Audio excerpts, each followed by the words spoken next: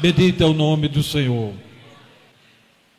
24, 36 de Mateus, né? Porém, daquele dia e hora, ninguém sabe. Bem, eu só tenho esse agora. Meus queridos, eu digo com muita convicção que não sei se estou no último culto. Eu não sei se ainda vou entrar em minha casa.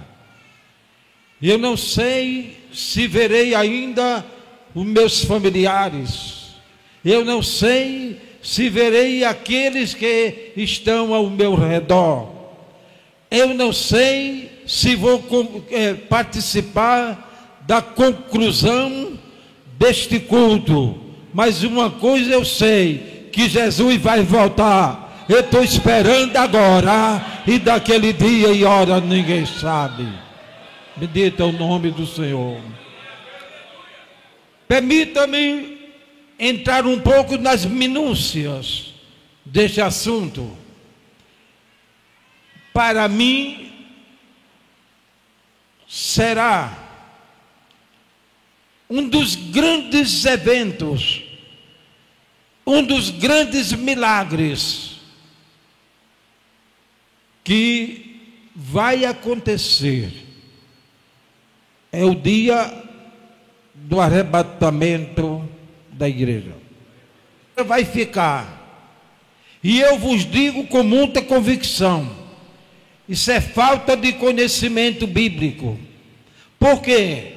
A palavra igreja vem do grego, a palavra eclésia, que significa a assembleia de um povo tirado para fora de onde? Do mundo para o reino de Deus.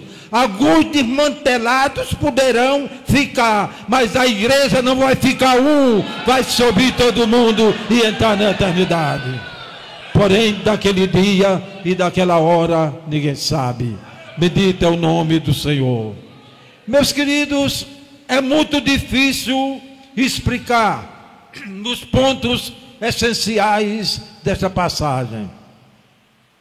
Porque, primeiro, entre as 7 dispensações que a Bíblia divide o mundo, e o mundo até agora vai com 6 dispensações. A primeira da inocência, o período que não houve pecado. A segunda da consciência, que durou da queda do homem até Noé. Noé fez a montagem da lei chamada a dispensação do governo humano. Ela foi até o patriarca Abraão. A quinta dispensação, ela veio do Êxodo até Cristo. E agora estamos na 6ª, e na 7ª será a dispensação do reino. Em todas elas há diferença. E na dispensação da inocência, houve uma grande diferença das demais, que foi um período que não houve pecado. Do capítulo 1 de Gênesis ao capítulo 3 e ao versículo 18, não se vê falar na morte. Mas no versículo 19, veio a sentença para o homem: do suor do teu rosto viverás todos os dias da tua vida, até que tornar o pó, porque do pó vieste e ao pó tornará. Bendito é o nome de Jesus. Com a primeira morte, por Deus decretada, a terra passou a cobrar aquilo que ela emprestou. É interessante, nós somos emprestados. Vocês concordam? Deixa eu entrar aqui num pouquinho de detalhe. No capítulo 2, versículo 7 do livro de Gênesis, diz que Deus formou o homem. Existe uma diferença entre a antropologia tradicionista com a antropologia evolucionista. A antropologia, antropos, que vem do grego, significa homem. E antropologia, ciência, tratado, pesquisa e estudo sobre o homem. A incoerência é a seguinte: Charles diz que o homem veio de um protoplasma. bem claro que o protoplasma é a parte granulada existente da célula humana. E é claro que no protoplasma tem vida. Aí ele disse: encontrada em uma ameba sobre as águas, metamorfoseando, chegou à altura de um peixe, do peixe um pássaro, do pássaro um macaco e do macaco um homem. Só que ele não casou com a macaca, devia ter casado. O homem veio das mãos de Deus, dito é o nome do Senhor. E ele disse mais em Gênesis 1:27, 1:26: façamos o homem a nossa imagem, conforme a nossa semelhança. Ali ele englobou a Trindade. Tudo bem. Deus não fez o homem para morrer. Deixa eu fazer uma pergunta, pastor. Quem quer morrer hoje para amanhã receber a cerimônia fúnebre? Dê um sinal. Tem alguém aí? Ninguém? Vocês sabem por quê?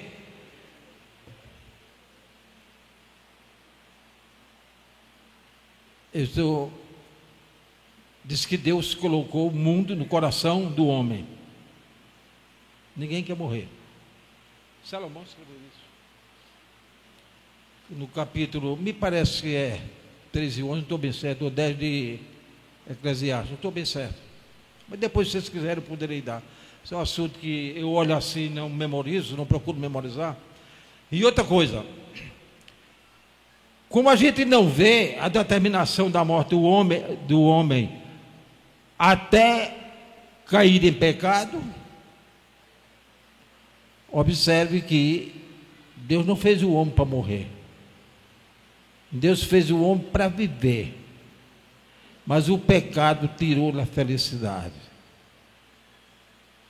Que a Bíblia diz que a morte passou para todos os homens pela desobediência de um só homem.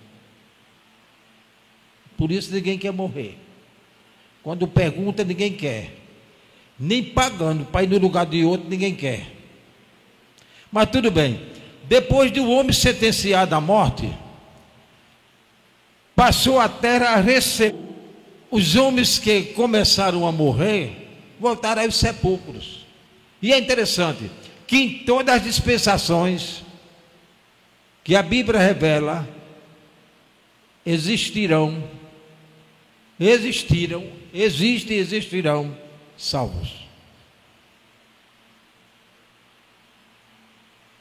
Me chega na minha mente tanto detalhe agora que não dá para entrar. Isso é um assunto muito vasto, muito bonito. E como eu pedi a Deus agora que vocês orassem, está chegando na minha mente, que eu não tenho nada. Eu falei do grande mistério, não foi? Adão viveu por fé. Olha 3:21 de Gênesis, que ele recebeu o vestimento e derramamento de sangue. Em 4:4 de Gênesis, interessante que ele ensinou aos filhos servir a Deus. Abel aparece sacrificando os primogênitos das ovelhas. E muitos homens desceram aos sepulcros, salvos em Cristo. Diz 11:3-16 aos Hebreus que muitos deles que não alcançaram a promessa, mas vendo-as de longe e abraçando-as, confessaram que eram peregrinos, estrangeiros na terra, de maneira que eles se lembrassem. Talvez quisesse voltar, mas que agora almeja a melhor, que é a celestial. E Deus não se vergonhará de chamá-los de filhos. Esses aguardavam a promessa. Era bom que a gente desse uma introdução do seio de Abraão, mas aí a gente vai misturar a coisa. Eu quero segurar o assunto que eu li e não quero passar da hora, que eu respeito muito o horário. Então, meus queridos, todos aqueles que morreram aguardando a promessa, crendo no verdadeiro Cristo, todos aqueles homens santos de Deus que foram salvos, em toda a trajetória da história da humanidade, Deus um dia Deus vai determinar que Jesus venha buscá-los. Eis aí o grande mistério. Paulo diz em Coríntios capítulo 15, versículos 51 e 52: porque eu vos digo mistério. Ora, irmãos, Paulo era culto, todo mundo queria ouvi-lo, era um judeu helenita, porque conhecia corretamente o grego, poderoso porque era cidadão romano, uma eloquência tremenda, doutor das sinagogas. Paulo era um poderio, mas agora aqui ele se mostra menos do que nada. Eu vos digo o mistério, e mistério não se explica, mistério é com ele. Porque nem todos dormiremos. Essa palavra quer dizer nem todos morreremos.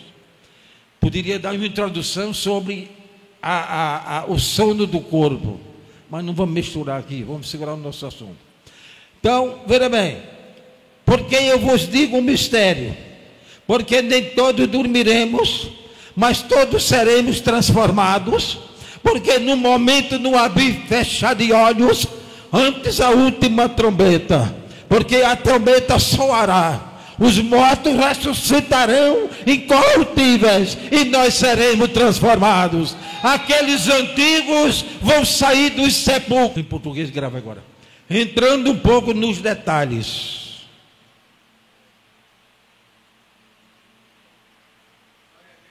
No momento, num abrir e fechar de olhos. Pensa bem, o mundo se divide em 5 continentes, é isso? Com a sua imensidão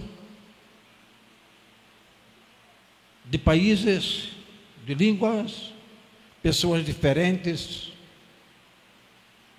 É interessante, irmãos.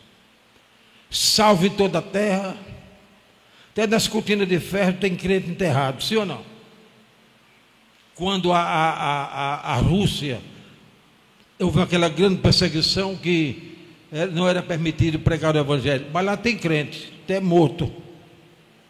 Em muitas regiões, como na janela 1040, tem muitos crentes lá mortos, uns perseguidos, etc, etc.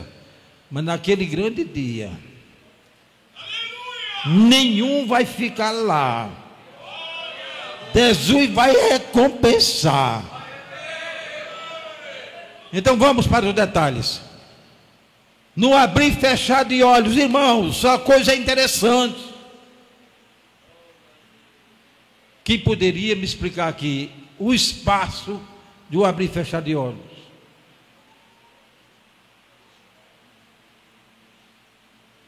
Eu tenho um colega aqui, questão ética, eu não vou dizer o nome dele, é claro. Ele é muito conhecido, meu amigo.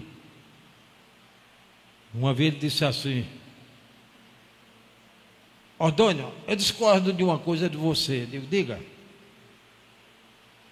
Você fala da grande rapidez, sabe quanto é? 7 milésimos de segundo, um abrir e fechar de olho.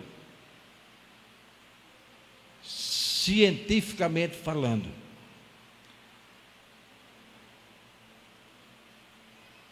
E ele disse assim, eu disse, que é que o senhor discorda de mim? Você fala da igreja a partir de 7 milésimos de segundo. Diz assim, não abrir e fechar de olhos. Veja bem, eu posso fechar os olhos e demora muito. Eu disse, e como é que eu prego Mateus 24, 27?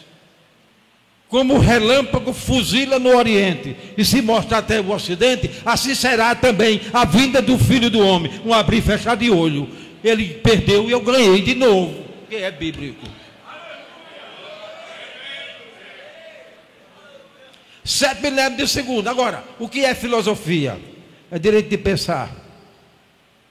Sim ou não? Eu digo que cada ser humano é um filósofo de natureza. Todo mundo tem direito de pensar, sim ou não? Então deixa eu pensar agora. Eu quero dividir ainda os 7 milésimos de segundo. Como então? A igreja se divide em 2 grupos: o visível e o invisível. O invisível está no terceiro céu, e a parte visível está na terra, está nesta noite aqui em Tracunhé. Aqueles que partiram estão invisíveis, ninguém está vendo. Tudo bem. Agora deixa eu fazer minha divisão. 7 milésimos de segundo. Paulo diz em 1 Tessalonicenses 4:16 a 18: porque o mesmo Senhor descerá do céu com alarido, com voz de arcanjo e com trombeta de Deus, e os que morreram em Cristo ressuscitarão primeiro. Depois nós que estivermos vivos naquele dia, seremos com eles arrebatados a encontrar com o Senhor nos ares, e assim estaremos sempre com o Senhor, e consoláveis uns aos outros com estas palavras. Aleluia. Então eu vou fazer minha divisão. 3 milésimos e meio de segundo. Os crentes de todos os tempos, de toda a terra, vão sair do sepulcro metamorfoseados, de Filipenses 3:22, com o corpo semelhante ao corpo de Cristo. E em 3 milésimos e meio de segundo, a igreja viva na terra passará, peleja transformada. Vão partir ao encontro daquele rei. Porém, daquele dia e daquela hora, o grande dia vem aí. Irmão, você que está chorando, você que está sofrendo, você que está com esperança, pare um pouquinho, espere mais um pouquinho, porque já os dias odiernos que a gente acompanha na nossa vida. Daquele dia e hora ninguém sabe. Os sinais estão previstos. O mundo está desequilibrado. O Brasil está sem freio. Sinais que o rei está voltando.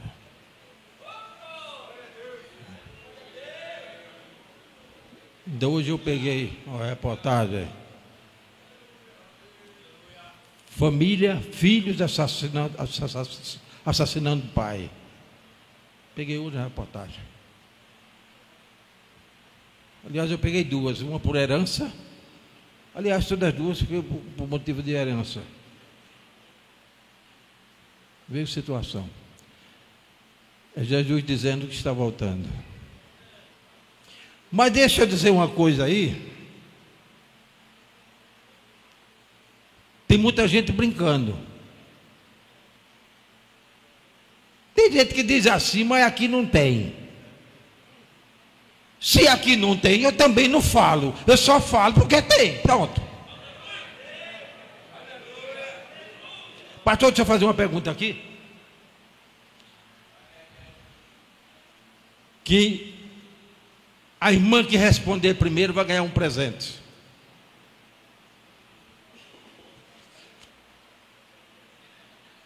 Todo mundo está animado aí. Quem quer ganhar um presente, dê um sinal. Eu vou dizer o que é o presente. É um par de sapato do final de ano.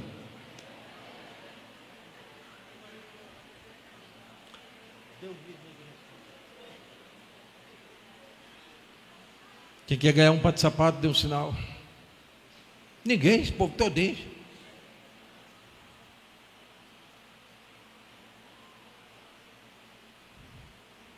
Perguntar, viu? Agora tem uma coisa, responda rápido, não perde. Porque se outra responder primeiro, vai perder. Posso perguntar? Me diga aí rapidinho o nome da novela das 7.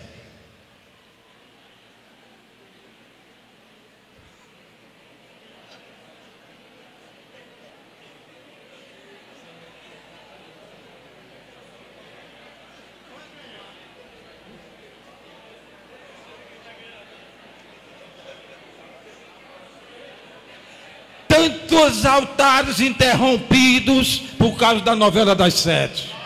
Se é de vir buscar a face do grande Deus, fica diante do diabo, servindo a Satanás, engodando a sua alma e o santuário vazio. Mas nesta noite ele quer conserto com aqueles que estão despreparados, porque daquele dia e hora ninguém sabe.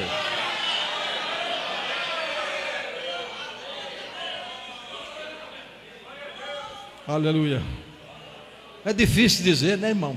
Eu mesmo, parece que eu estou ouvindo muito mal, porque eu escutei daqui, escutei, ninguém disse nada.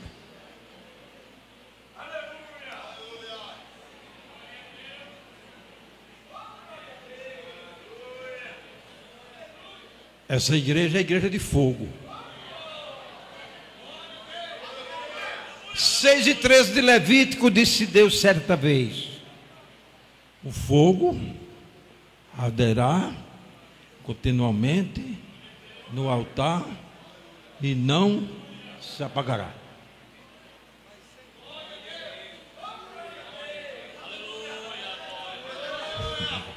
Mas tem crente que parece que vê do Espírito Santo, não tem alegria do céu.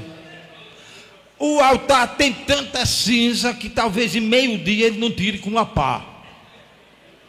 Mas nesta noite Jesus está falando para você: tira a cinza do altar, joga a lenha, depois da lenha bota fogo, depois do fogo entra com o incensário, que tua vida vai mudar. Deus vai aparecer, tu vai falar línguas estranhas, parece que o mundo a terra vai subindo, ou Deus está descendo.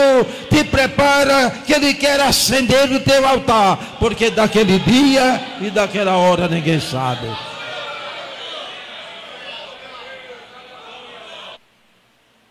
E é interessante que todos os corpos de todos os tempos, todas as épocas, não virão o corpo natural, que é chamado também no original de corpo animal.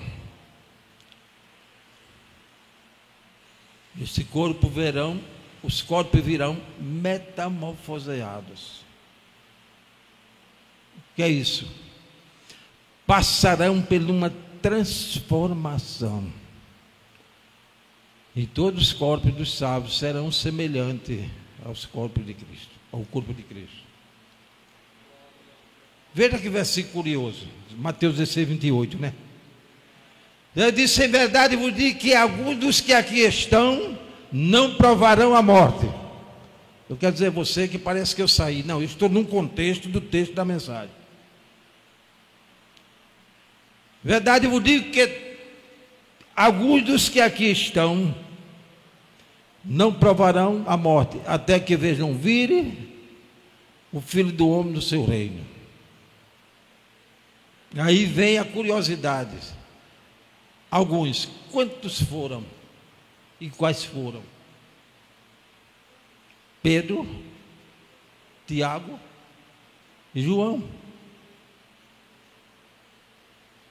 Aí alguém me pergunta: Jesus disse que não provaria a morte até que visse o Filho do Homem do seu reino, que fala do milênio. Aí vem a pergunta: Pedro, Tiago e João,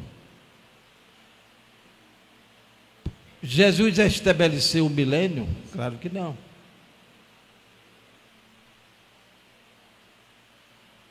Pedro está vivo ou morreu?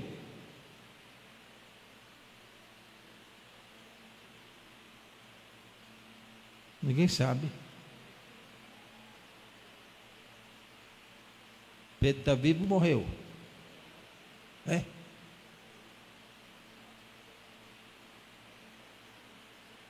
Que pergunta quer aprender, irmão?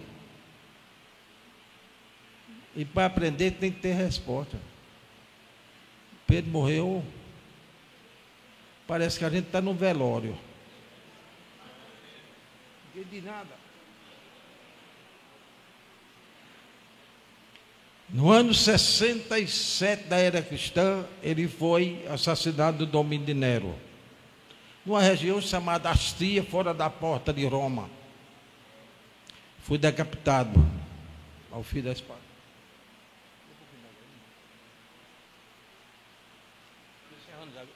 Vou encerrar com isso aqui. A hora da ceia tem que ser respeitada.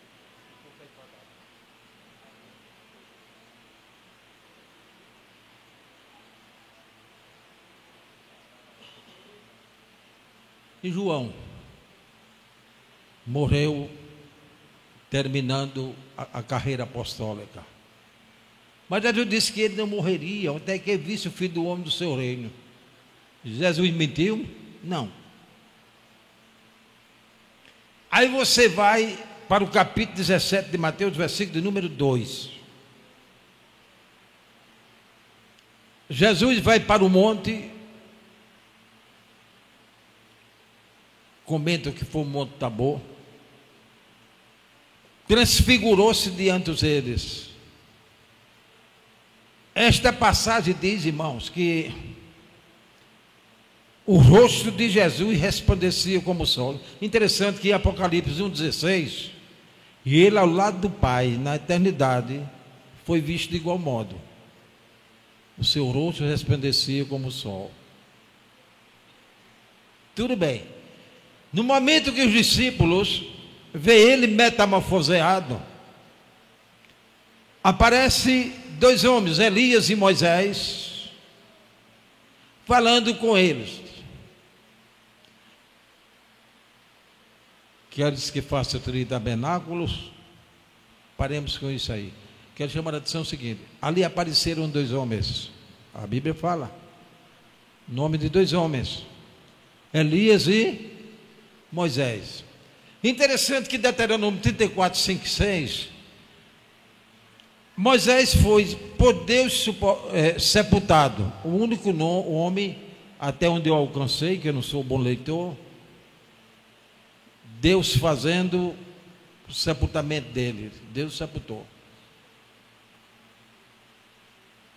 E segundo o livro dos Reis 2:11, aparece um homem que foi trasladado.